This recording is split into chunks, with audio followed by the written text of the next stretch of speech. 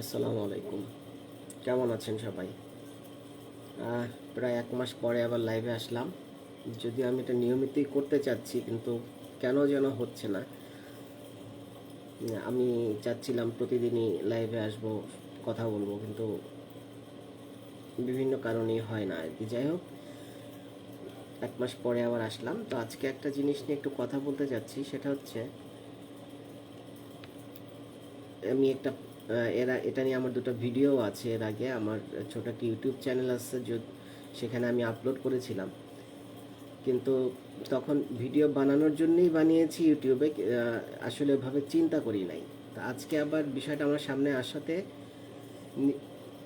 পয়েন্টগুলো নিয়ে চিন্তা করলাম, এটা আসলে আমার জন্যই জরুরি। আমি লাইভে বলছি মানে যে আপনাদেরকে বলতেছি বা আপনাদের ওয়াজ নসিহত করতেছি, বিষয়টা এটা না। বিষয়গুলো আমার নিজের জন্যই জরুরি। এই 4টা পয়েন্ট আমার লাইফের জন্যই খুব জরুরি। তারপর আপনাদের সাথে শেয়ার করা, যে হয়তো অনেকের কাজে লাগতে পারে। সেটা হচ্ছে, 4টা বিষয় যদি আমরা খেয়াল করি একটু সচেতনভাবে, তাহলে আমাদের লাইফে অনেক কিছুই চেঞ্জ হতে পারে।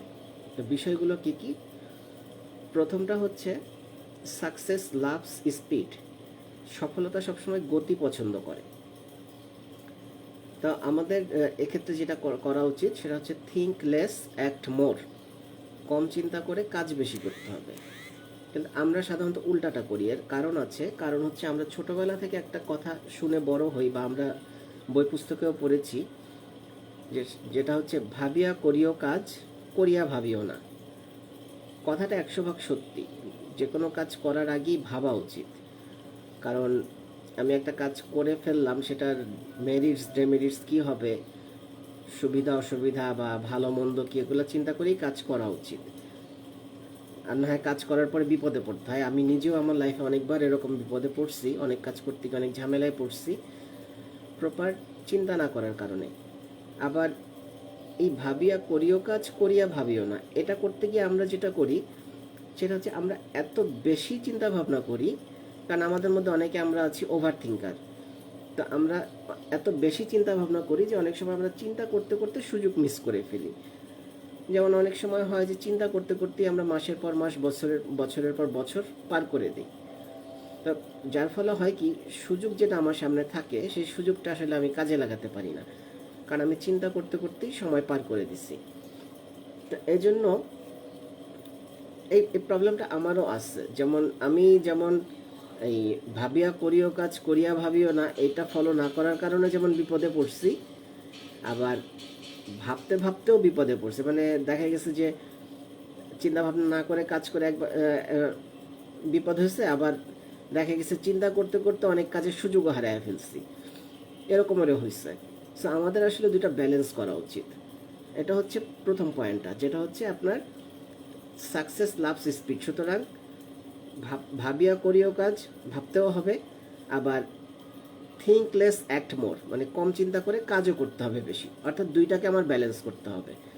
চিন্তা ভাবনা করেও কাজ করতে হবে, আবার অনেক সময় কাজের স্পিড বাড়ায় দিতে হবে, চিন্তা কম করতে হবে। 2টাই ব্যালেন্স করতে হবে আমাকে। এরপর সেকেন্ড পয়েন্ট আমাদের সেটা হচ্ছে, ওয়েটিং কিলস ড্রিমস। আসলে এটা অনেকের ক্ষেত্রেই হয়, আমার নিজের ক্ষেত্রেও অনেক এরকম হয়েছে যে আমি অপেক্ষা করতে করতে অনেক স্বপ্ন আমার নষ্ট হয়ে গেছে। এর কারণও আছে। যেহেতু একটা সময় আমার অনেক বড় স্বপ্ন ছিল, আমি অনেক বিশাল আকারে কাজ শুরুও করেছিলাম, সেখান থেকে বিভিন্নভাবে লস করে করে পড়ে গেছি, এত ধরা খাইছি। যার জন্য একটা কথা আছে, বাংলা একটা প্রবাদ আছে যে, ঘর পোড়া গরু সিঁদুরে মেঘ দেখলে ডরায়। তো আমার অবস্থাটা ওই রকমেরই হয়েছিল, যে আমি এতগুলো ধাক্কা খাইছি জীবনে, লাইফে, যে অনেক সময় অনেক অনেক কিছুই আমার ভয় লাগছে করতে। হয়তো কাজটা করলে আমার অনেক উপকার হতো, অনেক লাভ হতো, পেছনে অনেক লস হয়তো আমি রিকভার করতে পারতাম। কিন্তু ওই যে ঘর পোড়া গরু সিঁদুরে মেঘ দেখলে ডরায়, ওই রকমের আমার অবস্থা হয়েছে যে আমি অনেক সময় ভয় পেয়ে গেছি। তো ভয় পাওয়াতে যেটা হয়েছে, অপেক্ষা করছি, অপেক্ষা করতে করতে, যে ওয়েটিং কিলস ড্রিমস, অপেক্ষা করতে করতে আমার অনেক স্বপ্ন নষ্ট হয়ে গেছে। এক্ষেত্রে যেটা হয় যে, অতিরিক্ত অপেক্ষা করতে করতে আমাদের অনেক স্বপ্ন দিবাস্বপ্নে পরিণত হয়।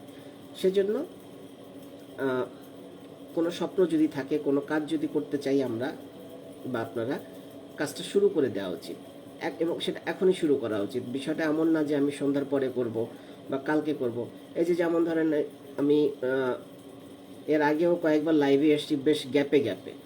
প্রথমবার লাইভ করেছি বোধহয় গত বছরের মাঝামাঝি। তারপর তখন থেকে আমার ইচ্ছা ছিল আমি নিয়মিত করব। তারপর 6 মাসের গ্যাপ দিয়ে এই বছরের শুরুতে আবার করলাম, সম্ভবত জানুয়ারি বা ফেব্রুয়ারি মাসে। তারপর আবার গ্যাপ দিয়ে মার্চের 3 তারিখে। এরপরে আবার গ্যাপ দিয়ে এখন যে এপ্রিলের 5 তারিখে, মানে প্রায় 1 মাসের উপরে একটা গ্যাপ হয়ে গেছে। মানে আজকের লাইভটাও কিন্তু আসলে হতো না, ওই যে ওইভাবে চিন্তা করতে করতে সময় যেত। তো আমি হঠাৎ করেই ভাবলাম যে না, এখনই বসবো, মানে এখনই শুরু করতে হবে। আমরা যে কাজই করি ওই সময় নষ্ট না করে এখনই করতে হবে। সুতরাং ওয়েটিং কিলস ড্রিমস, এটা মাথায় রাখতে হবে। এটা বেশি অপেক্ষা করা যাবে না, স্বপ্ন নষ্ট করা যাবে না, কাজ শুরু করে দিতে হবে। 3 নম্বর পয়েন্ট হচ্ছে don't strive for financial freedom, aim for time freedom. এখানে আমরা যেটা করি, আমরা সারা বছর কাজ করি কিন্তু আমাদের একটা ফিনান্সিয়াল ফ্রিডমের জন্য বা অর্থনৈতিক মুক্তির জন্যে, তাই না? এটা আমরা সবাই চাই। লাইফের শুরুতে যারা জবে ঢোকে বা ব্যবসা শুরু করে, আমরা সবাই একটা অর্থনৈতিক মুক্তি চাই যে আমি এমন একটা পর্যায় পর্যন্ত কাজ করব, করার পর আমার এত টাকা হবে, তারপর আমি রিটায়ারমেন্টে চলে যাবো, আমি আর কাজ করব না, আমি বাকি জীবন সুখী শান্তিতে থাকবো আমার এত টাকা হলে। কিন্তু যেটা হয়, সবসময় তো লাইফ একভাবে চলে না। হয়তো চাকরি চলে যেতে পারে, ব্যবসায় লস করতে পারে। আমার ক্ষেত্রে যেটা হয়েছে, আমি ব্যবসায় প্রচুর লস করে একদম ঋণগ্রস্ত হয়ে গেছি। তো যেটা হয়, আমারও কিন্তু অর্থনৈতিক মুক্তির একটা চিন্তাভাবনা আছে। আমি এখন টুকটাক যা করি সেটাও কিন্তু অর্থনৈতিক মুক্তির জন্যই করি, যে আমি যদি একটু ব্যবসাটা দাঁড় করাতে পারি, একটা ভালো কিছু করতে পারি, আমার ঋণগুলো শোধ হবে। তারপর ঋণ শোধ হওয়ার পরে যেটা থাকবে, আমার একটা ব্যালেন্স থাকবে, আমার একটা অর্থনৈতিক মুক্তি হবে। আমি হয়তো আমি আর যে কদিন বাঁচবো বাকি জীবনটা ভালোভাবে কাটাতে পারবো। কিন্তু আমাদের অর্থনৈতিক মুক্তির চেয়ে আসলে আমাদের সময়ের মুক্তি, যেটা টাইম ফ্রিডম, এটার উপরে বেশি খেয়াল রাখা উচিত। এখন এটা বিষয়টা কী রকমের দেখেন, টাইম ফ্রিডমের যে বিষয়টা, আমরা লাইফে কাজ করি টাকার জন্যে, তাই না? ফিনান্সিয়াল ফ্রিডমের জন্য কাজ করি, প্রচুর কাজ করি, কিন্তু আমরা আবার লাইফে সবচেয়ে বেশি অপচয় করি বা নষ্ট করি সময়, টাইম। অথচ সময়কে বলা হয় time is a valuable asset. আবার টাইমকে কিন্তু কারেন্সিও বলা হয়। সময় এক রকমের কারেন্সি, যেটা দিয়ে আপনি লেনদেন করতে পারবেন। যেমন আপনি টাকা দিয়ে সময় কিনতে পারবেন না, কিন্তু সময় দিয়ে মানে টাকা কিনতে পারবেন। কিভাবে সময় দিয়ে কিভাবে টাকা কিনতে পারবেন? মনে করেন আপনি কোনো একটা কাজ শেখার পেছনে সময় দিলেন, একটা স্কিল ডেভেলপমেন্টের পেছনে সময় দিলেন। যখন আপনার স্কিলটা ডেভেলপড হয়ে গেল, আপনি একটা কাজ খুব ভালোভাবে শিখতে পারলেন, সেটা দিয়েই তো আপনি টাকা ইনকাম করতে পারতেছেন। আপনি একটা ব্যবসার পেছনে সময় দেন, সেই ব্যবসা দিয়েই তো আপনার টাকা আসতেছে। তার মানে আপনি সময় দিয়ে টাকা কিনতে পারতেছেন, টাকা দিয়ে কখনো সময় কেনা যায় না। তো আমাদের আসলে এমন কিছু করা উচিত যেখান থেকে আমি একটা পর্যায়ে গিয়ে, মানে আমার হাতে মানে ওই সময়টা কাজে লাগানোর পরে আমার এই পরিমাণ টাকা আসবে যে আমার অর্থনৈতিক মুক্তিটাও হলো, পাশাপাশি আমার টাইম ফ্রিডমটাও চলে আসলো, আমার সময়ের মুক্তি, যে আমি হয়তো অল্প কাজ করে বেশি টাকা আর্ন করতে পারতেছি। কিন্তু আমরা আসলে আমাদের এডুকেশনাল সিস্টেম বলেন বা আমাদের পারিপার্শ্বিক লোকজন বলেন, এভাবে আমাদের কখনো শিখায় না। শেখানোর কারণে যেটা হয়, আমরা উল্টাটাই সবসময় ভাবি যে অনেক টাকা ইনকাম করব, অনেক কাজ করতে হবে, পরিশ্রমী সৌভাগ্যের প্রসূতি, তাই না? এরকমের অনেক কথাবার্তা আছে। কিন্তু পরিশ্রমী যদি সৌভাগ্যের প্রসূতি হতো, তাহলে যেটা হতো, আপনার যে রিক্সাওয়ালা ঠেলাওয়ালা এরাই সবচেয়ে বেশি পয়সার মালিক হতো, তাই না? কিন্তু আদতে কিন্তু দেখা যায় তারা দিন আনে দিন খায়, শ্রমিক। যদিও অন্য দিক থেকে চিন্তা করলে ঢাকা শহরে মধ্যবিত্ত চেয়ে রিক্সাওয়ালা বা শ্রমজীবী যারা আছে তাদের কাছে টাকা বেশিই আছে মধ্যবিত্তের চেয়ে। তারপরেও সবসময় পরিশ্রম সৌভাগ্যের প্রসূতি না। পরিশ্রম করতে হবে, কিন্তু পরিশ্রমটা মানে স্মার্ট ওয়েতে করতে হবে, এটাও বুঝতে হবে। মানে সব কিছুর একটা ব্যালেন্সের একটা ব্যাপার আছে। আর সর্বশেষ পয়েন্ট, যেটা লাস্ট 4 নম্বর পয়েন্ট, সেটা হচ্ছে your environment determines your success. মানে আপনার পারিপার্শ্বিক যে পরিবেশ, এই পরিবেশটাই আসলে আপনার সফলতা নির্ধারণ করে দেয়। এখন ধরেন আপনি অভিনেতা হতে চাইতেছেন, কিন্তু আপনার চারপাশে যদি অভিনয় জগতের সাথে সম্পর্কিত লোকজন না থাকে, আপনি তো অভিনেতা হতে পারবেন না। আপনাকে অভিনয়ের প্রসেসটার ভেতরে যাইতে হবে, তাই না? অথবা আপনি ব্যবসায়ী হতে চাইতেছেন, কিন্তু আপনার আশেপাশে কোনো ব্যবসায়ী নাই, আপনার ব্যবসায়ী লোকজনের সাথে ওঠা বসা নাই, আপনার ফ্যামিলিতে কোনো ব্যবসায়ী নেই, আপনার 14 গোষ্ঠীতে কোনো ব্যবসায়ী নেই, তাহলে আপনার পক্ষে ব্যবসায়ী হয়ে ওঠা কঠিন। কারণ কি, আপনার আশপাশের লোকজন যদি আপনার স্বপ্নের সাথে অ্যালাইন্ড না হয়, আপনার ল্যাঙ্গুয়েজ যদি তারা বুঝতে না পারে, তাহলে তারা আপনার সহায়ক হওয়ার পরিবর্তে প্রতিবন্ধক হবে। মানে আপনার সারাউন্ডিং লোকজন, সারাউন্ডিং এনভায়রনমেন্ট, এটা যদি আপনার কাজের প্রতি সহায়ক না হয়, তাহলে দেখবেন যে আপনি যে কাজটা করতে চাচ্ছেন সেই কাজ করার চেয়ে আপনার মানে সুবিধার চেয়ে অসুবিধা তৈরি হবে বেশি। আমরা একটা কথা বলি না অনেক সময় যে ছেঁড়া কাঁথায় শুয়ে লাখ টাকা স্বপ্ন দেখে। এখন এটা কেন বলা হয়? ছেঁড়া কাঁথায় শুয়েই তো আমি লাখ টাকার স্বপ্ন দেখবো ভাই। আমি তো কোটি টাকার ফ্ল্যাটে শুয়ে লাখ টাকার স্বপ্ন দেখবো না, তাই না?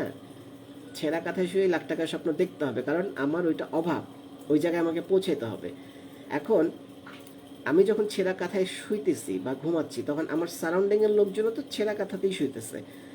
সো আমি যখন লাখ টাকার স্বপ্ন দেখতেছি, আমার সারাউন্ডিংয়ের লোকজন আমাকে পাগল ছাড়া কিছুই মনে করবে না। ওরা বলবে যে এটা পাগল হয়ে গেছে, এটা কি দুই বেলা খাইতে পারতেছে না, ঠিক মতো ঘুমাইতে পারতেছে না, ছেঁড়া কাঁথায় ঘুমাইতেছে, মাথার উপরে ছাদ নাই, অথচ ও কিনার স্বপ্ন দেখে গাড়ি বাড়ি। সো এখন আপনার যেটা হচ্ছে, আপনাকে আপনার পরিবেশটা আপনার ডিটারমাইন করতে হবে। আপনার ওঠা বসাটা ওই রকম লোকজনের সাথে থাকতে হবে। আপনার যে কাজটা আপনি করতে চাচ্ছেন সেই কাজের এনভায়রনমেন্টটা তৈরি করতে হবে।